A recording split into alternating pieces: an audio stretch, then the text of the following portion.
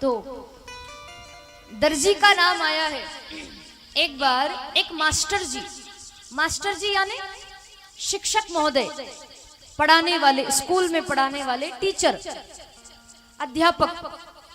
तो एक मास्टर जी 15 अगस्त का समय आया, जैसे अभी अगस्त आने वाला है, 26 जनवरी तो निकल गई, 15 अगस्त आने वाला है। तो 15 अगस्त पर मास्टर जी ने सोचा कि बढ़िया अच्छे नए वस्त्र पहनूंगा, स्कूल जाऊंगा तो अच्छे नए कुर्ते पजामे पहनकर जाऊंगा, सफेद कलर के नए कपड़े पहनकर, नए वस्त्र पहनकर जाऊंगा। 26 जनवरी आती है, 15 अगस्त आता है, या कोई भी त्योहार आता है तो नए नए कपड़े पहनते ही हैं हम लोग। 15 अगस्त आ रहा है तो नए कपड़े पहनकर जाऊंगा, स्कूल जाऊंगा। तो ऐसा मास्टर जी ने सोचा। तो 13 अगस्त को मास्टर जी बाजार गए और कुर्ता तो उनके पास पहले से नया था, जो एक बार भी नहीं पहना। तो सोचा कि कुर्ता तो ये पहन लूंगा, पर पजामा नया नहीं था, तो सोचा कि पजामा नया बनवा लेता हूं। 13 अगस्त को वो गए बाजार, पजामे का कपड़ा लेकर आए और कपड़ा खरीद करके टेलर के यहाँ गए, दर्जी के यहाँ गए और टेलर को वो पजामे का कपड़ा दिया और अपना नाप भी दे दिया और कहा कि देखो परसों 15 अगस्त है, ये नया पजामा मैं स्कूल में पहन कर जाऊंगा, तो जैसा आपने नाप लिया है वैसा ही इसको बना देना, कल शाम तक मैं इसको लेने आ जाऊंगा पजामे को। दर्जी ने कहा ठीक है। टेलर ने पजामे का कपड़ा लिया, मास्टर जी अपने घर आए। अगले दिन शाम के समय मास्टर जी गए टेलर के यहाँ, तो टेलर्स ने वो पजामा तैयार कर दिया, थैली में रख करके दे दिया। अब मास्टर जी पजामा लेकर के घर आए और मास्टर जी ने सोचा कि कल 15 अगस्त है, नया पजामा पहनकर जाऊंगा, तो एक बार घर पर पहनकर तो देखूं फिटिंग अच्छी है कि नहीं, ज्यादा बड़ा तो नहीं हो गया, छोटा तो नहीं हो गया। हालांकि मैं नाप देखकर आया था, पर पहन लेते। जैसे ही पजामा पहनकर देखा तो मास्टर जी देखते क्या है कि वो पजामा टेलर की गलती के कारण 1 फीट बड़ा हो गया था, थोड़ा लंबा हो गया वो पजामा। तो मास्टर जी ने सोचा कि अब टेलर की गलती के कारण ये पजामा 1 फीट बड़ा हो गया है, अब वापस जाऊंगा उसके पास पजामा लेकर, तो हो सकता है वो दुकान बंद करके चला गया हो। कल सुबह जल्दी जाऊंगा मैं 6 बजे स्कूल, क्या करूं? तो मास्टर जी अपनी बूढ़ी माँ के पास गए, अपनी माँ से कहा कि देखो माँ, ये पजामा टेलर की गलती के कारण 1 फीट बड़ा हो गया है, तो इसको 1 फीट नाप कर कैंची से काट कर सुई धागे से सिल दो। कल 15 अगस्त है और कल ये नया पजामा मुझे स्कूल में पहन कर जाना है। मास्टर जी की माँ बोली कि देख बेटा, मैं तो बूढ़ी हो चुकी हूँ, मेरी आंखें कमजोर हो गई है और रात का समय है, मुझे दिखाई नहीं देता, तू रख देना, मैं बाद में कर दूंगी, सुबह कर दूंगी, उजाले में करूंगी। मास्टर जी ने कहा कि देखो माँ, सुबह 6 बजे मुझे स्कूल जाना है, तुम कब उठोगी और सुबह मैं तुमको परेशान नहीं करूंगा, अभी कर दो ना, अभी लाइट भी तो जल रही है। मास्टर जी की माँ बोली कि नहीं नहीं, इस लाइट में मुझे दिखाई नहीं देगा, रख दे, मैं बाद में कर दूंगी। मास्टर जी ने सोचा कि अब बाद में कब, चलो माँ ने तो मना कर दिया। मास्टर जी गए अपनी पत्नी के पास, पत्नी से कहा कि सुनती हो, ये पजामा टेलर की गलती के कारण 1 फीट बड़ा हो गया है, इसको 1 फीट नाप कर कैंची से काट कर सुई धागे से सिल दो, कल 15 अगस्त है, नया पजामा स्कूल में पहन कर जाऊंगा। मास्टर जी की पत्नी बेचारी दिन भर घर का काम कर रही थी, उस समय भी रसोई में बर्तन साफ कर रही थी। इतना गुस्से में थी वो मास्टर जी की पत्नी, क्योंकि पूरा काम उसको करना पड़ रहा था। कभी कभी काम करते करते भी आलस आ जाते हैं, गुस्सा आ जाता है। मास्टर जी की पत्नी बोली, दिखता नहीं मैं इतना सारा काम कर रही हूँ, कौन करेगा ये काम, अब ये काम करूंगी, तुम्हारा काम करूं, रख दो बाद में कर दूंगी, पहले इस काम से फ्री हो जाने दो, रख दो बाद में करूंगी। मास्टर जी ने सोचा कि इससे तो बोलना ही बेकार है, क्या करूं। मास्टर जी अपनी बेटी के पास गए, उनकी एक बेटी थी, तो बेटी के पास गए उसके रूम में और जाकर कहा कि देखो बेटा, तुमको तो मालूम ही है कल 15 अगस्त है, तो बेटा ये पजामा 15 अगस्त है तो नए कपड़े पहनकर जाऊंगा, नया पजामा पहनकर।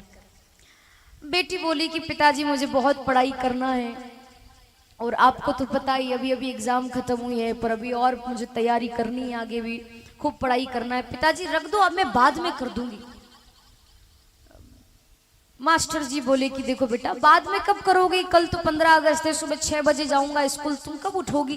बेटी बोली कि मैं उठूंगी पढ़ाई करने, मैं कर दूंगी पिताजी, आप रख दीजिए।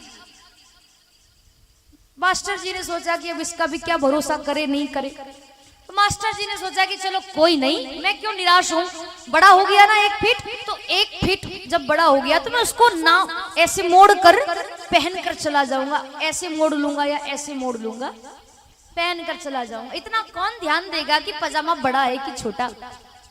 मास्टर जी ने पजामा थैली में रखा, थैली खूंटी पर टांग दी। खूंटी समझते हो? हाँ, खूंटी पर टांग दी। मास्टर जी जाकर सो गए। अब रात को, आधी रात को 2-2:30 बजे मास्टर जी की माँ की नींद खुली। माँ को वैसे भी नींद नहीं आ रही थी, इधर उधर करवट बदल रही थी। बूढ़ी माँ उठी, मन में सोचने लगी कि ओहो, मेरे बेटे ने कहा था कि वो पजामा टेलर की गलती के कारण 1 फीट बड़ा हो गया है, तो और 15 अगस्त है, वो पहन कर जाएगा, मेरे भरोसे होगा। तो मास्टर जी की माँ उठी और आंखों से कम दिखाई देता था, तो लाइट जलाई और फिर चिमनी और जलाई। चिमनी भी समझते होंगे, चिमनी जलाई और वहां रख दी, और उस चिमनी की उस रोशनी में धागा पिरोया सुई में, और जैसे तैसे मास्टर जी की बूढ़ी माँ ने खूंटी पे से पजामे की थैली निकाली, थैली में से पजामा निकाला, 1 फीट नापा, कैंची से काटा, सुई धागे से सिया, थैली में रखा, खूंटी पर टांग दिया, चिमनी बुझाई, लाइट बंद करी, और फिर मास्टर जी की माँ सोई। तब उनको नींद आई, क्योंकि बेटे ने कहा था, और बेटे का काम तो माँ कैसे मना कर सकती, टाल सकती। तो माँ जाकर सो गई।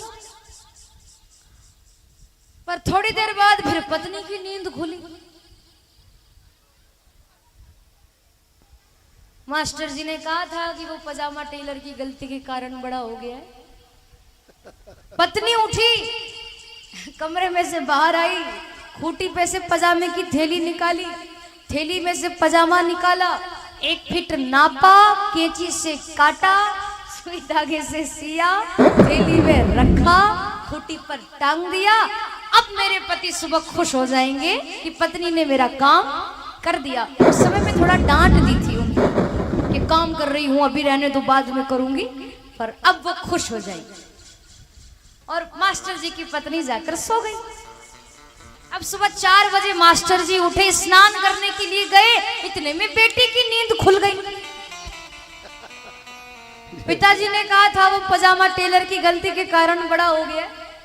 बेटी उठी, कमरे में से बाहर आई, खूंटी पे से पजामे की थैली निकाली, थैली में से पजामा निकाला, 1 फीट नापा, कैंची से काटा, सुई धागे से सिया, थैली में रखा, खूंटी पे टांग दिया, और बेटी जाकर पढ़ाई करने लगी। अब मास्टर जी स्नान करके आए और बहुत खुश, आज तो नया पजामा पहन के जाऊंगा, 15 अगस्त है, हाँ नया पजामा पहन के जाऊंगा, स्वतंत्रता दिवस।